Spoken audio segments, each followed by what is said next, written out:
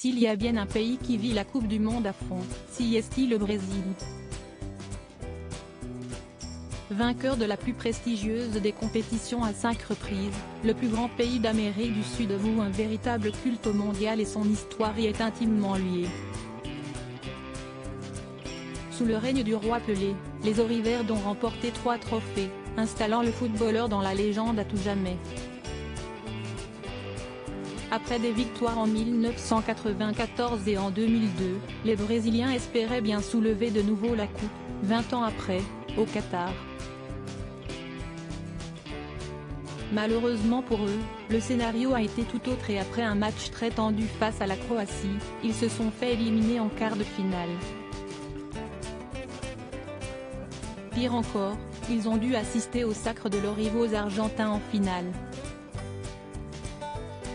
Une élimination forcément très difficile à digérer pour les coéquipiers de Neymar, qui a une nouvelle fois fini en pleurs à la fin du match. Et pour Richarlison, l'attaquant star du Brésil, la douleur est visiblement bien pire. Interrogé après un match de championnat d'Angleterre, la question lui a été posée, par un journaliste d'ESPN, de savoir comment il avait vécu cette douloureuse défaite. Sa réponse en a choqué plus d'un, c'était un coup. Je ne sais pas.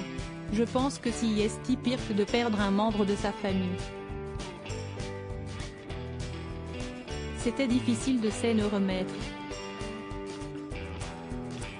Des mots très forts de la part du joueur de 25 ans, qui estime donc qu'il est plus difficile de se remettre d'une défaite en Coupe du Monde pour un joueur, que de la perte d'un proche. Aujourd'hui encore, lorsque je regarde des vidéos sur les réseaux sociaux, cela me rend triste malgré le temps, qui a certainement dû guérir les plaies du footballeur. Il avoue avoir beaucoup de mal à s'en remettre. Aujourd'hui encore, lorsque je regarde des vidéos sur les réseaux sociaux, cela me rend triste, admet-il, avant de conclure sur un message plus positif, nous devons aller de l'avant. Je suis encore jeune, je pense que j'ai encore 1 ou 2 Coupes du Monde devant moi.